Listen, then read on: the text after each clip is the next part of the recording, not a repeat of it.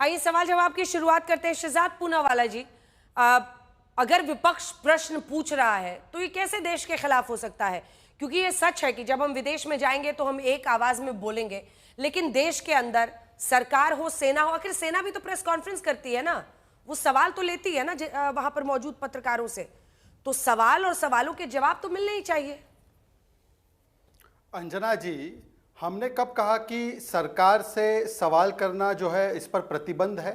पर आज ही की बात कर लेते हैं। अभी कुछ देर पहले आपने खबर सुनाई कि मुनीर को फील्ड मार्शल बनाया गया है। ये संयोग है, ये प्रयोग है, या ये सहयोग है कि इससे कुछ देर पहले खड़गे जी का एक बयान आता है कि ऑपरेशन सिंदूर छुटपुट था, मतलब कि वहां पर कुछ हुआ ही नहीं। और जैसे ही पाकिस्तान को यह हैंडल मिलता है कि देखिए हमारा नैरेटिव सही है कि भारत में ही जो हुआ तबाही हुई, पाकिस्तान में तो कुछ नहीं हुआ, तो पाकिस्तान तुरंत उस बयान का इस्तेमाल करते हुए या पता नहीं क्यों वो जाकर प्रमोशन देता है। और इस लेवल का डिल्यूजन, डिसेप्शन और डिनाइल केवल दो ही इंस्टीट्यूशंस में है, एक है पाकिस्तानी मिलिट्री और दूसरा है कांग्रेस पार्टी। आप देख लीजिए, छुटपुट था क्या ये? 9 आतंकी कैंप तबाह हुए, भावलपुर तक, मुरीद के तक 11 बेसेस तबाह हुए, 100 आतंकी मारे गए, 70 से ज्यादा पाकिस्तानी मिलिट्री ऑफिशियल्स मारे गए। पहली बार न्यूक्लियर पावर देश में इस प्रकार की कार्रवाई की गई, ये डीजीएमओ ने बताया। पर देखे ना किस प्रकार से सेना का करो अपमान, यही तो इनकी पहचान। आज की बात नहीं है। सर्जिकल स्ट्राइक पर सवाल खड़े किए, बालाकोट एयर स्ट्राइक पर सवाल खड़े किए। अभी 2 दिन पहले कर्नाटका के एक नेता ने, इनके मंजूनाथ ने बोला कि ऑपरेशन सिंदूर शो ऑफ था। फिर हुसैन दलवाई ने बोला कितनी बॉडी बैग्स थी। इमरान मसूद सांसद है, उन्होंने बोला कितने आतंकी मारे गए। और उसी श्रृंखला में आज जब छुटपुट बोला जाता है, मैं कहना चाहता हूं रागिनी जी से, मेरी बड़ी बहन है, रागिनी जी बताइए ना 26/11 के बाद क्या कार्रवाई कर दी?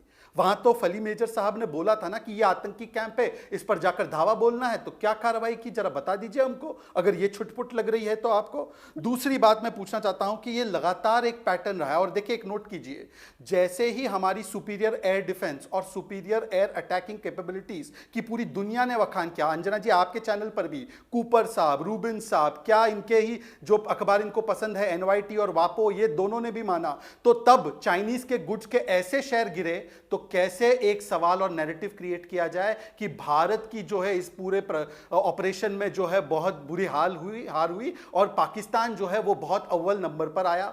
ये दो ही लोग फैला रहे, पाकिस्तानी मीडिया और जो राहुल गांधी पाकिस्तानी कंटेंट क्रिएटर की तरह काम कर रहे हैं। और अब आते हैं दूसरे पॉइंट पर जो राहुल गांधी ने बोला, लगातार वो बोल रहे थे मध्यस्थता हो रही है, मध्यस्थता हुई थी, डीजीएमओ का बयान नहीं माना, चलिए एमईए का बयान नहीं माना, भारत सरकार का बयान नहीं माना, यहां तक थरूर साहब ने कहा तो उनका नहीं माना, कम से कम अब मियां सलमान खुर्शीद ने बोला है। तो मुझे लगता है कि मियां शहजाद पूनावाला जब कह रहे हैं कि मियां सलमान खुर्शीद तो एक्सटर्नल अफेयर्स मिनिस्टर थे, राहुल गांधी इनकी तो बात मानेंगे कि नहीं मानेंगे? और मध्यस्थता क्या होती है अंजना जी, 10 सेकंड लेकर मैं बताता हूं आपको।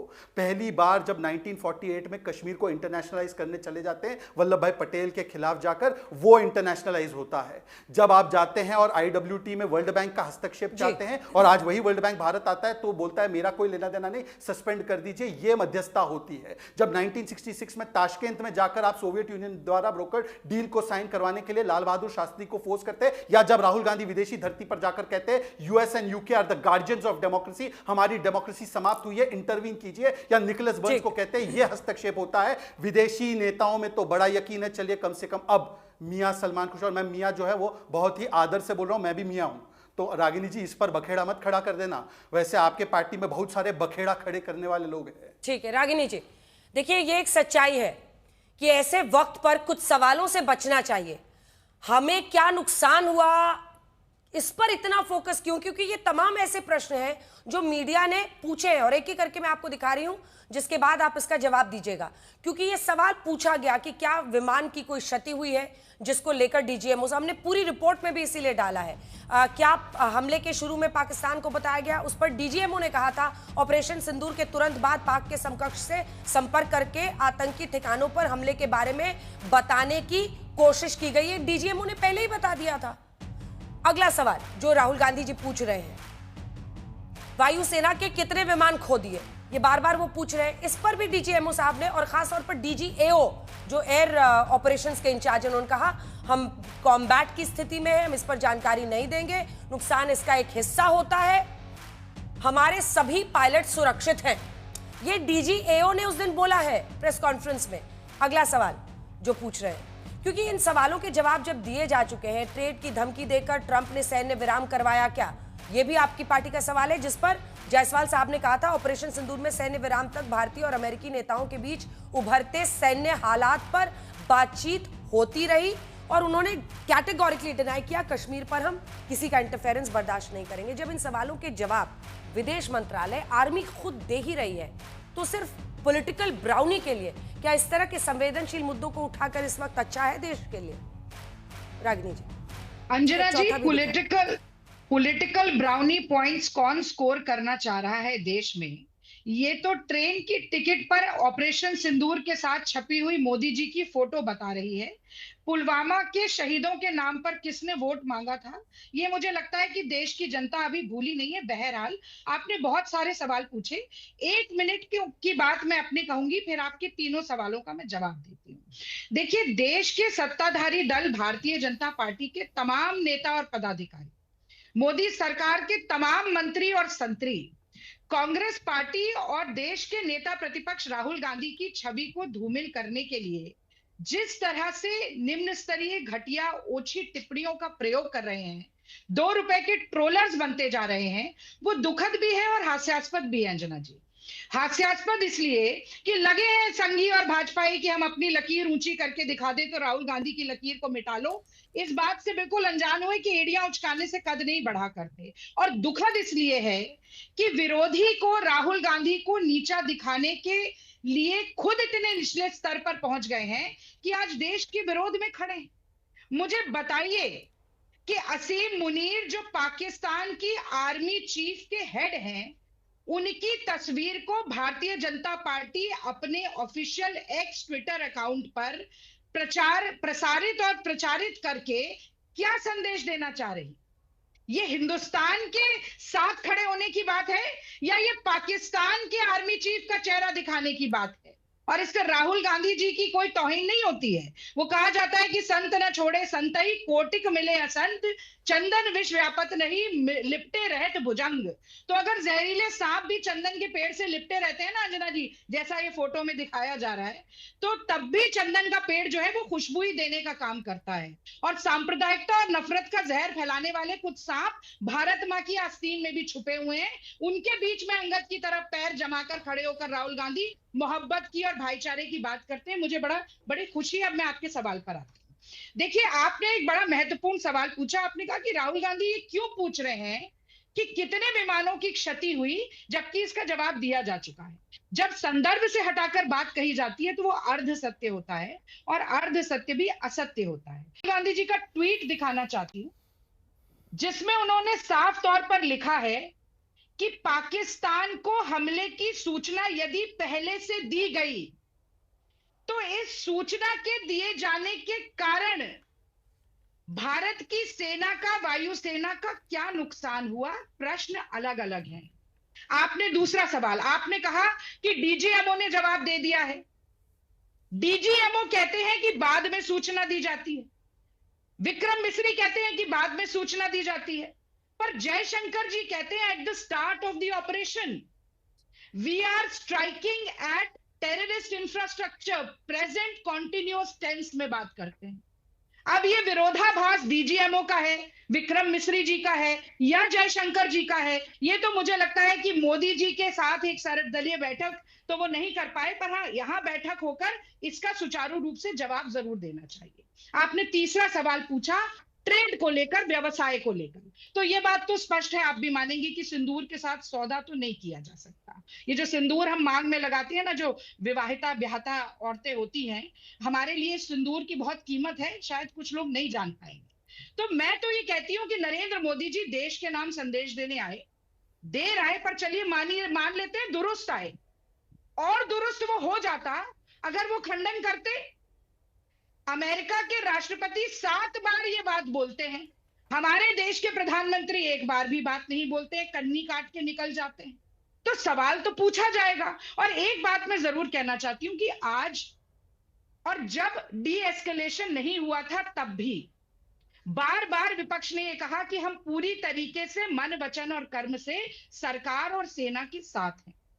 हमने सेना से कोई सवाल नहीं पूछा, लेकिन सरकार की नीति जिसमें कि सरकार के विदेश मंत्री ने खुद बात कही है, जिसमें सरकार ने माना था कि चूक हुई है, ठीक है, उस पर सवाल पूछना अंजना जी विपक्ष का धर्म है, विपक्ष ठीक का है कर्तव्य शहजाद है। जी, और ये एक छोटा सा इसका पूछिए। जवाब दीजिए, उसके बाद से मैं आ रही हूँ काका साहब और क्या मैं धीरेन्द्र जी, जल्दी से, ठीक है पूरा अंजना कर जी, लीजिए, पूरा कर लीजिए एक जल्दी। लाइन और बोलना चाहती हूँ।